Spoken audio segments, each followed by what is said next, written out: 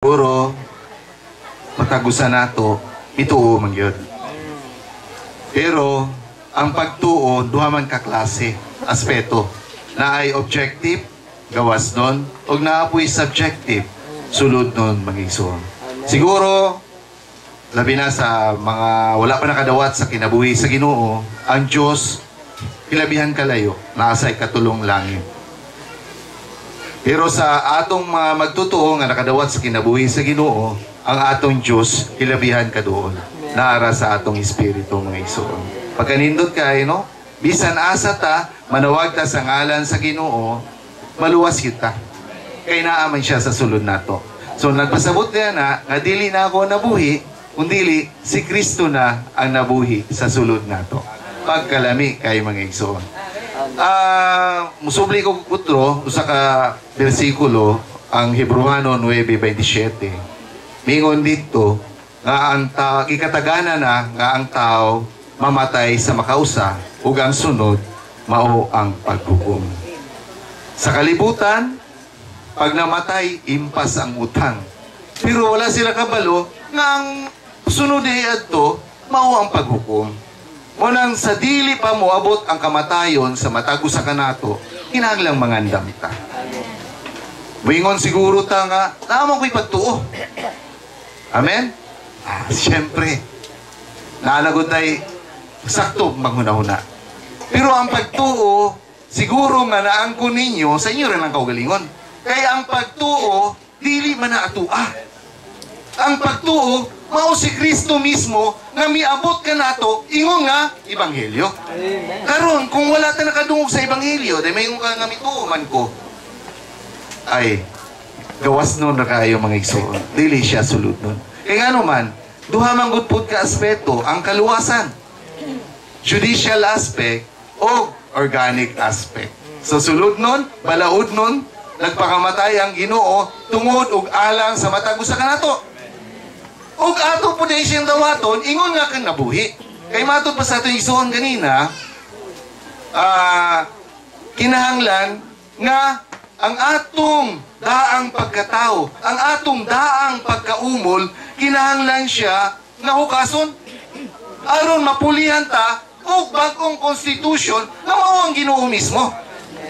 So dili na kita, kung dili si Kristo na nabuhi nato. Pero sa atong kasinatian, nabuhi ba si Kristo? Napadayag ba nato si Kristo? Ato bang gigawi si Kristo ingon nga kinabuhi? Oh Lord Jesus. Amen. Ang atong Ginoo, sa gingon sa atong igsoon, sa unang Korinto 15:45, nahimo na siyang espiritu nga tagatagog kinabuhi. Ngano man nga nahimo siyang espiritu nga tagatagog kinabuhi. Kay di ay ang mga tao nga wala pa nakadawat kang Kristo at tubangan sa Diyos, patay di ay. Ngano man? Patay gumikan sa sala na atong napanunod kaniadto pa ni Adam. Mingon manggod ang Mateo 8:21 ug 22. Ako lang subliyon gamay.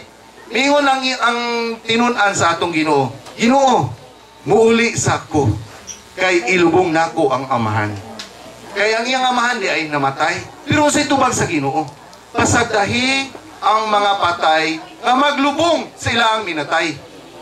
Mga igsoon, atubangan o mata sa mata sa Diyos, ang tanang wala mituo sa Ginoo, patay di ay. Although nagalakaw-lakaw ta, buhi ta, may ato ta sa kuan, sa syudad, suroy ta, buhi ta. Pero atubangan dahil sa Ginoo, patay ta. Ang Ginoo di ay nakinabuhi, ubuhi, kadtong nakadawat sa kinabuhi sa Diyos. Unang pasagdahan nato ng mga patay. Pero kani ato igsuon karon, nakadawat man sa kinabuhi sa Diyos.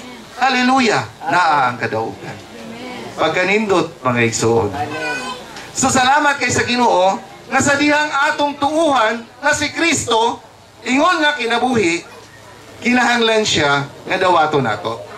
Dili lang enough kamutuo ta, kundili dawato nato para maangko nato. Sama pananglip ining natay rilo atong ihatag. Kung muandor atong tagaan mo, dili niya dawaton, ay walay pulos. Kinahanglang dawato nato. Tuuhan nato. Kaya atong Ginoo, miagi og kahikayan, tungod og alang nato, para dili makawang ang iyaang kahikayan, mga igsoon. Muna salamat kay sa Ginoo, mga igsoon. Sa giingon pa, sa Roma 19, abrihan nato. Oh? If you confess with your mouth that Jesus is Lord, so i-confess nga ang Ginoo, na si Kristo, Ginoo. Munang naipagtawag sa ngalan sa Ginoo. Munang mingon yutag, oh Ginoong Hesus. Ang pag-confess, nagi tingog nga mo gawas. Dili lang nga mo confess ka, labi na sa atong kasinatian, mag-amputa, sumala sa atong una-una. Iyang atong Ginoo, matod pa sa Juan 4:24. Oh Lord Jesus. Mingon siya dito, God is Spirit, and those who worship Him must worship in spirit and truthfulness. So sa ato pa, kung magsimba ka, gamit ang atong espiritu. Kung wala nimo gamita ang espiritu, wala ka sa realidad sa pagsimba sa Diyos. Kaya ang atong Diyos, espiritu man. Oh Lord Jesus, salamat sa Ginoo, mga igsoon. Mahinungdanon kayo nga dawaton nato si Kristo, ingon nga espiritu nga tagatag o kinabuhi.